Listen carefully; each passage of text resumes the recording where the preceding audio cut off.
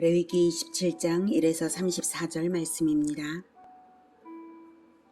27장 여호와께서 모세에게 말씀하여 이르시되 이스라엘 자손에게 말하여 이르라.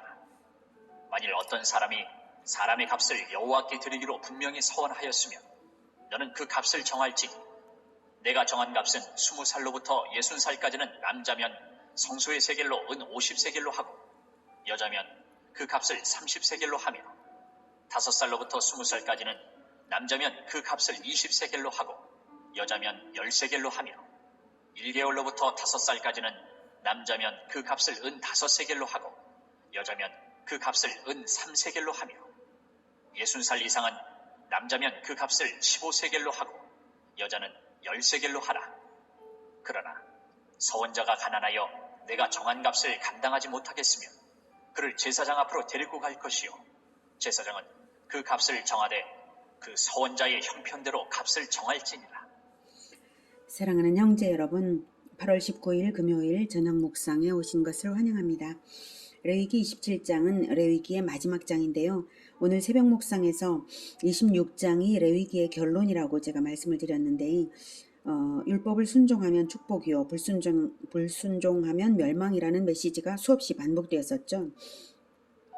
레위기 전체는 언약 백성의 율법이고 그것의 결론으로 순종에는 축복, 불순종에는 저주를 선언하신 것입니다. 그런데 왜 또 27장이 있는가? 26장이 결론인데 왜 27장이 있는가 하면 계약서의 끝에 무엇이 들어갑니까? 계약 당사자들의 도장이 들어가죠. 그래서 이 모든 것은 내 것이다. 너는 언약 관계자로서 내 것이다 라는 하나님의 도장 역할과 비슷한 것이 바로 27장입니다. 계약서에 도장이 안 들어가면 계약은 계약이 아니죠. 하나님과 백성 사이의 언약을 말하는 레위기 율법에 마지막에 주권자의 도장이 안 들어가면 언약이 아닌 것이죠. 27장이 무시되면 레위기 전체가 무시되고 율법이 무시되고 언약이 무시되고 하나님이 무시됩니다. 그래서 오늘 레위기 27장에는 너는 내 것이다, 내가 주권자다, 내가 소유권자다 라는 하나님의 메시지, 도전과 같은 메시지가 반복적으로 바탕에 흐르고 있는데요. 그렇다면 오늘 27장에서 하나님께서 말씀하신 그것에 대한 반응, 우리의 반응이 어떠한가에 따라 가지고 이 하나님께서 하나님과의 언약 관계가 유지되는가 아니면 깨뜨려지는가 하는 그 중요한 점이 있을 것입니다. 자, 먼저 8절까지 하나님께서 사람의 값을 매기시는데요. 이렇게 하시는 이유는 그 당시 이방의 우상숭배 풍습에는 사람을 번제로 드리는 잔인한 풍습이 있었어요. 그러나 하나님께서는 이스라엘에게 인신 제사를 금지하셨습니다. 그런데도 불구하고 혹여 이스라엘 백성들이 하나님께 사람을 제물로 드리겠다고 시키지도 않은 일을 서원할 경우에는 이렇게 금액으로 대체해서 드리게 하라는 규정입니다. 무조건 금지가 아니라 인신 제사 자체는 금지인데 드리겠다고 하는 그 서원하는 마음 자체를 받아야 되기 때문에 금액으로 대체해서 드리게 하라는 규정을 주신 거예요. 여기서 바탕에 흐르는 진리는 값을 매기는 자가 그것의 주인이다. 값을 매기는 자가 그것의 주인이다. 자기 것에 자기가 값을 매기는 것이다 라는 진리입니다. 그래서 하나님의 대리자인 제사장이 사람의 값을 매기는 것입니다. 너희들의 주인은 나다 라고 하시는 것이죠. 그로써 주권자의 날인과도 같은 역할이 됩니다. 9절 사람이 서원하는 예물로 여호와께 드리는 것이 가축이며 여호와께 드릴 때는 다 거룩하니 그것을 변경하여 우열간 바꾸지 못할 것이요 혹 가축으로 가축을 바꾸면 둘 다 거룩할 것이며 부정하여 여호와께 예물로 드리지 못할 가축이면 그 가축을 제사장 앞으로 끌어갈 것이요 제사장은 우열간의 값을 정할지니 그 값이 제사장의 정한 대로 될 것이며 만일 그가 그것을 물으려면 내가 정한 값에 그 5분의 1을 더할지니라. 네, 여기서 9절 10절에서 거룩하다, 여호와께 드릴 때는 다 거룩하다, 이거 거룩하다 이렇게 표현한 것은요, 여호와께 드려진 것은 따로 구별되었다, 하나님의 것으로 성별되었다라고 인정하라라고 하는 거죠. 서원할 때에 이미 거룩한 것이 되었다 이것입니다. 서원제는 강요로 드리는 것이 아닙니다. 의무제가 아닙니다. 드리는 자가 서원이 있어서 드리거나 서원이 이루어졌을 때의 약속대로 드리는 것을 서원제라고 합니다. 이때 서원제물은 반드시 서원한 그것으로서 드려야 하는 것이지 원래 서원한 것이 A였는데 실제로 나중에 드릴 때는 A가 좀 아까워서 B로 드린다면 둘 다 드려진 것으로 간주된다는 것입니다. A와 B 둘 다. 왜냐하면 하나님께서 이미 다 아시기 때문에 하나님의 주권을 분명히 주장하시는 것입니다. 그리고 서원해 놓고도 나중에 취소하려고 된다면 5분의 1 손해배상액을 더해서 물으라고 하십니다. 5분의 1 손해배상은 속건제에서도 나온 규례인데요. 5분의 1 손해배상을 받는 자는 그것의 주인인 자가 자기 것에 침해를 당했기 때문에 손해배상 요구를 하는 것이죠. 즉 5분의 1 손해배상을 요구하는 자가 주인이라는 의미입니다. 내가 주인이니까 너는 나에게 서원한 대로 하지 못한다면 5분의 1 손해배상 내라. 손해배상까지 내서 더해서 이제 다 이제 서원대로 해라 이 뜻이죠. 제3자가 손해배상 요구를 하는 것이 아니죠. 5분의 1 내라 내가 주인이다. 그래서 도장 꾹 누르신 것입니다. 14절. 만일 어떤 사람이 자기 집을 성별하여 여호와께 드리려 하면 제사장이 그 우열간에 값을 정할지니 그 값은 제사장이 정한 대로 될 것이며 만일 그 사람이 자기 집을 물으려면 내가 값을 정한 돈에 그 5분의 1을 더할지니 그리하면 자기 소유가 되리라.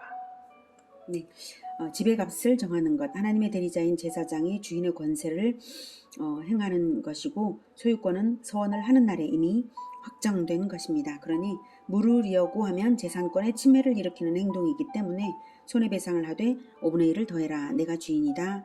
이 뜻입니다. 주권자의 도장 꾹 눌렀습니다. 16절.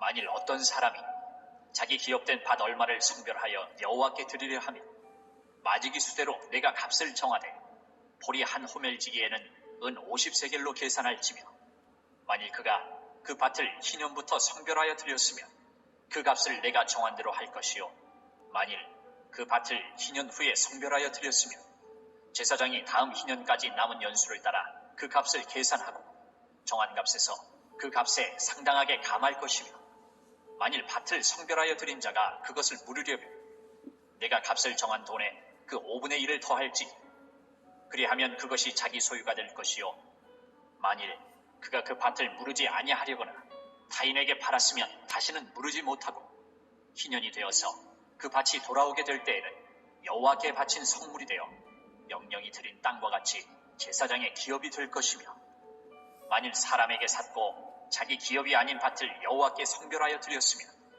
너는 값을 정하고 제사장은 그를 위하여 희년까지 계산하고 그는 내가 값을 정한 돈을 그날에 여호와께 드려 성물로 삼을지며 그가 판 밭은 희년에 그 판 사람 곧 그 땅의 원주인에게로 되돌아갈지니라.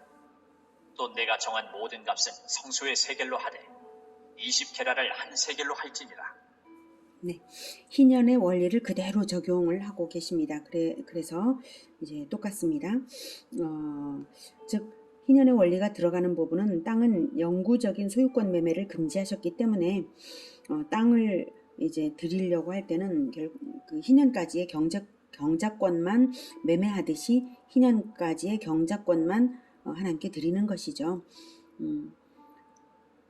그래서 하나님께 성별하여 드리고 싶어도 되도록 경작권만 드려라 이것인데 어떨 때 영구적으로 하나님의 것이 되어버리냐면 땅을 드리겠다고 해놓고 팔아버린 경우에 다른 사람에게 팔아버린 경우에 그럴 경우에는 이제 영구적으로 하나님 것이 된다 이렇게 말씀을 하신 것입니다. 자세한 내용들은 희년까지의 남은 횟수와 마지기당 생산성을 계산해서 매매가를 매기는 기준을 말씀하신 것이고요. 그래서 희년에 관한 규례와 동일합니다.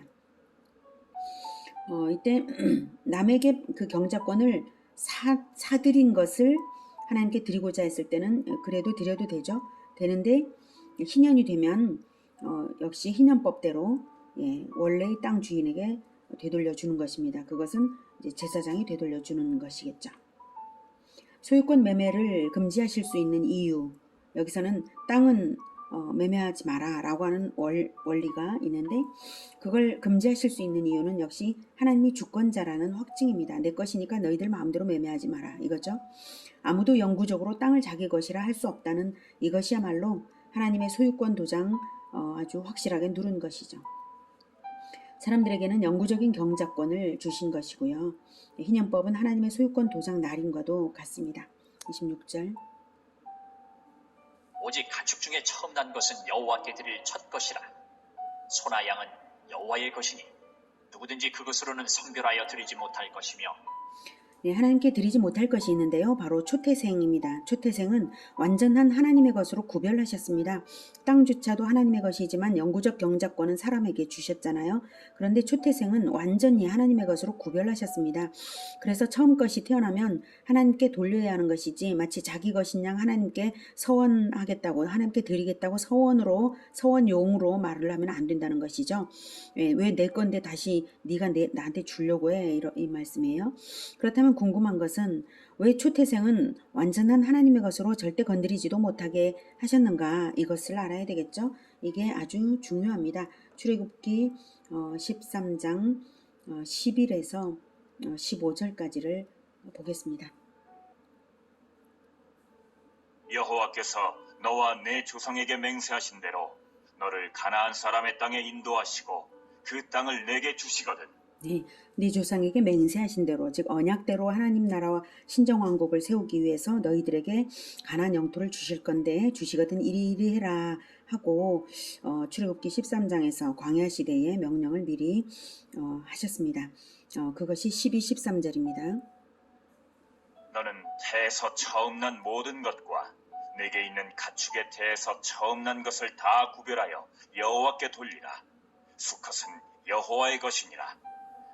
나귀의 첫 새끼는 다 어린 양으로 대속할 것이요 그렇게 하지 아니하려면 그 목을 꺾을 것이며 내 아들 중 처음 난 모든 자는 대속할지니라. 네, 왜 이런 명령을 하시는지 이유를 14, 15절에서 말씀하십니다.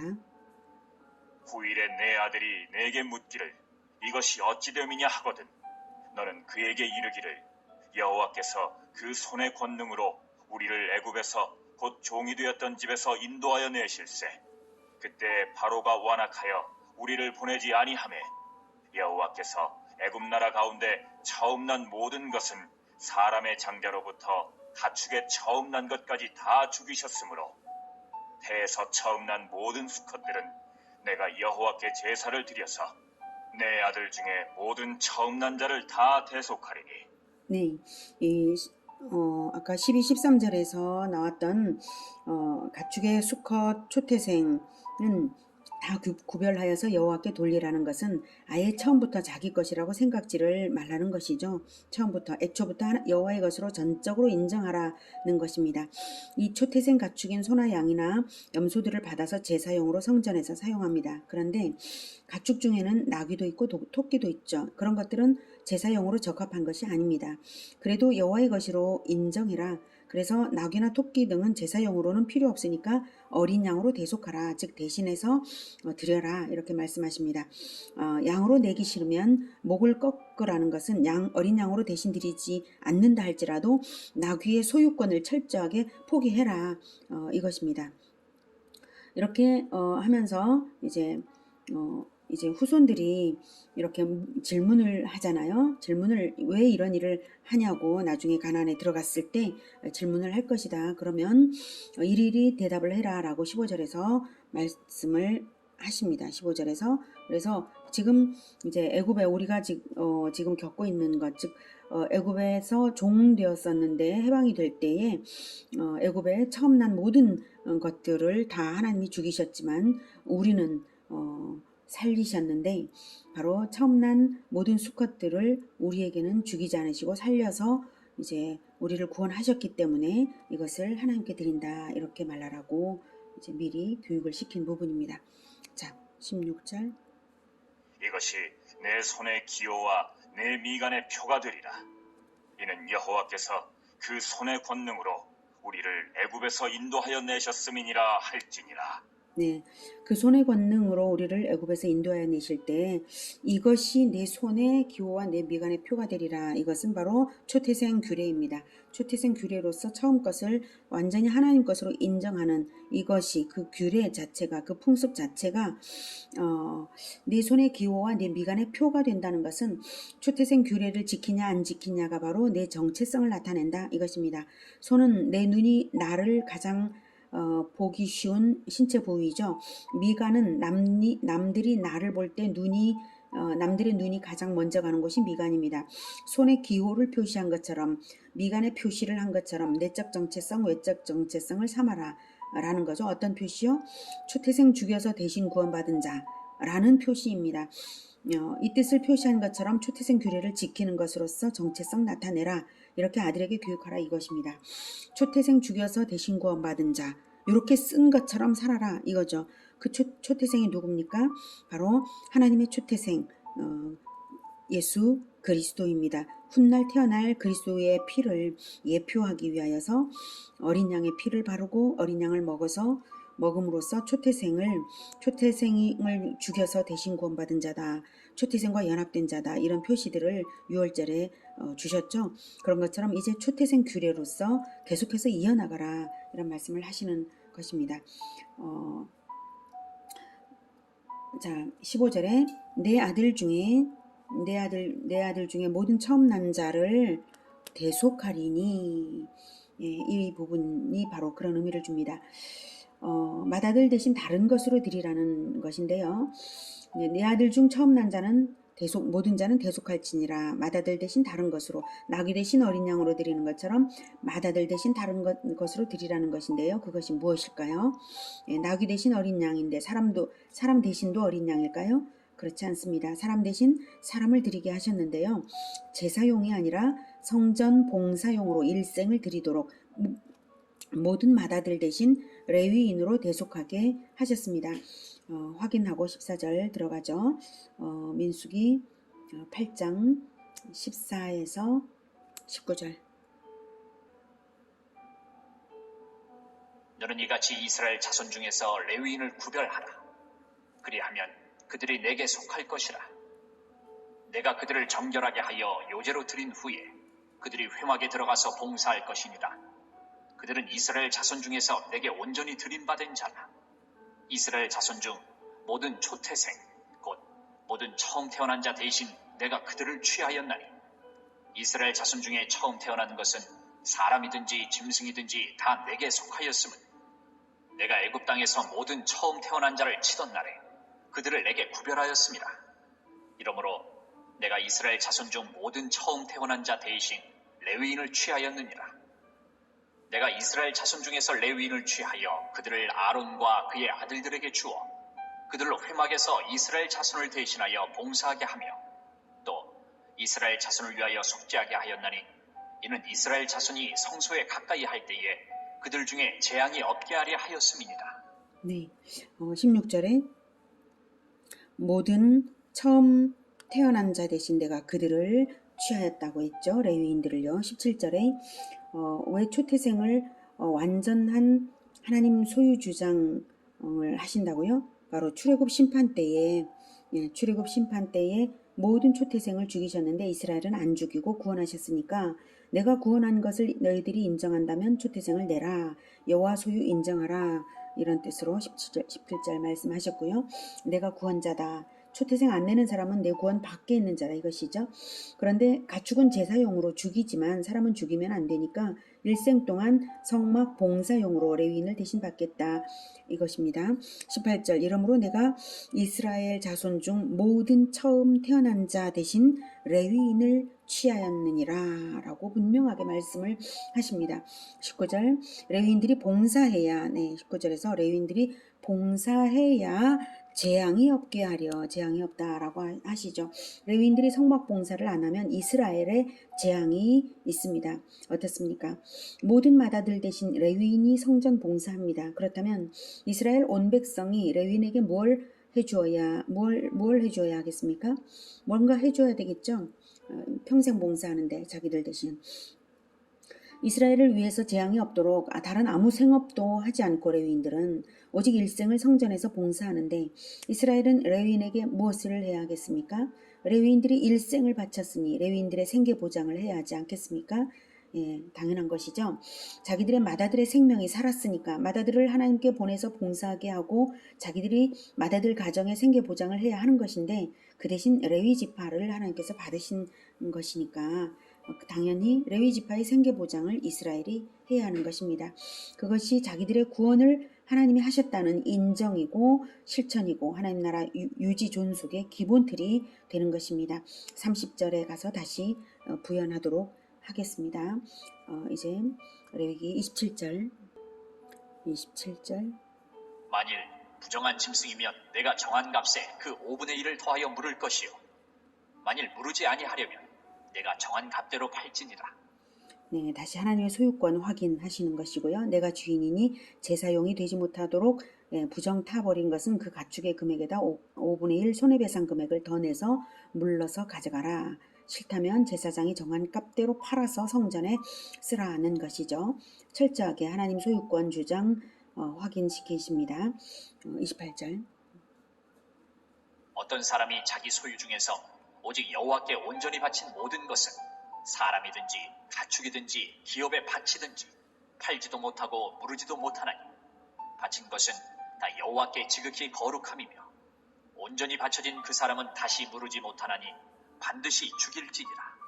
28절에서 온전히 바쳐진 그 사람, 온전히 바쳐졌다라는 이 뜻은 히브리 말로 처분을 위해서 격리된 것 또는 저주받은 것이라는 의미가 있습니다. 이것은 서원을 위해 바친 것이 아니라 전리품이나 우상숭배나 신성모독을 한 자를 포로로 잡은 경우를 말합니다.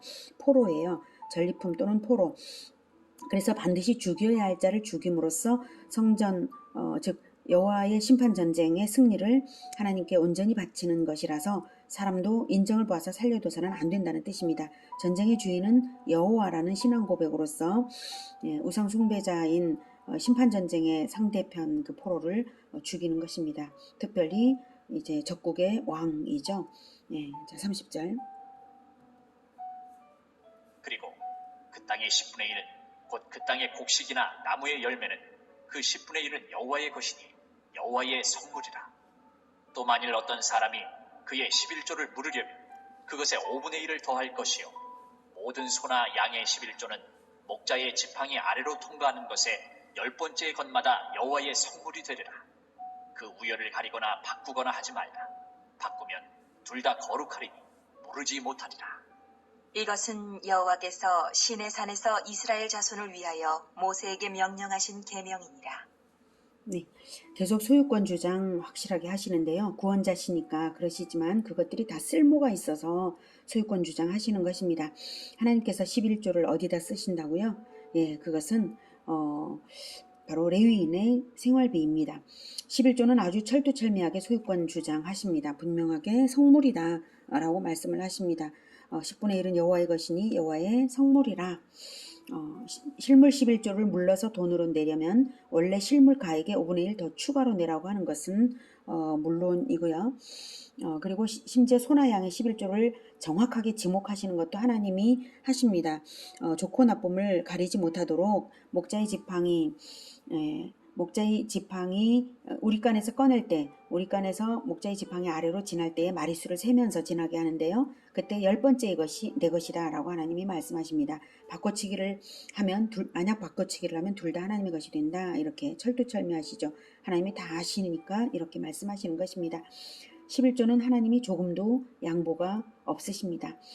이 11조는 바로 레위인의 생계보장을 위해서 쓰입니다. 민수기 18장 21절에 내가 이스라엘의 11조를 레위 자손에게 기업으로 다 주어서 그들이 하는 일 곧 회막에서 하는 일을 갚나니 라고 말씀하셨어요. 11조는 소득의 10분의 1인데 소득이 없는 사람은 안 내고요. 소득이 있다면 반드시 내는 것입니다. 이렇게 12지파가 낸 11조를 레위지파가 받고 11조의 11조를 레위지파가 다시 제사장 가문에 냅니다. 그러면 레위지파는 이스라엘 전체의 딱 평균 재정 수준만큼 생계보장이 되는 것이죠. 이스라엘 전체의 생활 수준, 경제 수준만큼 레위인도 비슷하게 살게 되는 것이죠. 레위기는 하나님과 백성의 언약을 바탕으로 그 위에 세운 율법입니다. 계약이 있으면 계약서가 있듯이 언약이 있으므로 레위기 율법을 주셨습니다. 계약서의 가장 마지막에 도장 날인을 하듯이 레위기 마지막 끝에 11조를 꼭 눌러 놓으셨습니다. 우리도 그러면 언약의 당사자라면 도장 눌러야죠. 어떻게 도장 누릅니까? 11조 실천으로 도장 누르는 것입니다. 하나님께서 11조 명령으로 도장 누르셨으니까 우리는 11조 실천으로 도장 누름으로써 바로 우리가 하나님과의 언약관계라는 것을 분명히 하는 것입니다. 11조가 신정왕국 공동체를 유지하는 재정의 축입니다. 신정왕국 공동체를 지탱하는 인적 자원의 축은 레위인이고 재정적 축은 11조입니다. 레위인 없이 이스라엘이 없고 11조 없이 레위인이 없습니다. 오늘날의 레위 지파는 목회자 가정이죠. 저는 사례비를 받지 않습니다만 제가 사례비를 받지 않는다 해도 여러분은 11조를 내야 합니다. 왜냐하면 언약의 도장 날인입니다. 11조 실천은 언약관계라는 정체성을 나타내는 것이고 구원받은 백성이 맞다라는 구원의 확신을 보여주는 것입니다. 11조를 성실하게 실천할 때 반드시 재물의 축복을 주시겠다고 하나님께서 약속이 있는 그러한 명령인데요. 설령 축복의 약속이 없다 할지라도 우리는 언약을 어길 수 없는 것이죠. 이것으로 내 손에 기호를 삼고 내 미간에 표를 삼으라 라고 초태생 규례가 그대로 11조 규례입니다. 가축은 초태생으로 드리지만 사람은 11조로 드리는 것이 손의 기호, 미간의 표입니다. 11조가 언약 백성의 정체성 증명입니다. 구원받았다면 11조를 어쩌다 못 낼 수는 있어도 아예 안 낼 수는 없는 것이죠. 혹시 지금까지는 모르고 못 내셨다면 이제는 결단하시고 11조 실천 생활을 꼭 하시기를 권해드립니다. 레위기 27장 전체에 계속해서 하나님이 주인이심을 나타내셨는데요. 27장 전체가 레위기 전체의 언약을 확실시하는 도장 날인과도 같습니다. 우리더러 오직 하나님이 주인이심을 잊지 말라고 하십니다. 에덴에서도 선악과 나무를 세우신 이유는 하나님이 주인이신 것을 잊지 말게 하신 그 한 가지였습니다. 우리 마음 중심에 늘 하나님께서 중심에 우리의 중심에 보좌에 계셔서 우리의 삶을 주장해 주시기를 기원합니다. 기도하겠습니다. 하나님만이 우리의 주인이십니다. 하나님만이 우리의 인생을 주장하고 계십니다. 그런데 우리가 모르고 잘못했던 것들은 용서해 주시고 또 11조에 대해서도 혹시 온전치 못한 부분이 있다면 용서해 주시며 이제 결단하며 오직 우리의 주권자 되신 하나님을 따르기로 결단하오니 11조를 비롯해서 모든 이 언약의 율법대로 특별히 예수님께서 말씀하신 예수님의 사랑의 그 방법, 내가 너희를 사랑한 것처럼 너희도 서로 사랑하라 하신 그 사랑의 계명을 지키면서 언약을 지켜나가겠습니다. 주님 도와주시옵소서. 우리가 연약할지라도 주님께서 우리를 끝까지 붙들어서 언제나 언약 관계의 그 축복을 누리면서 살아갈 수 있게 도와주시옵소서. 우리를 언약 가운데로 인도하여 주신 예수 그리스도 이름으로 기도드립니다. 아멘. 이어지는 시간은 개인 기도 시간입니다.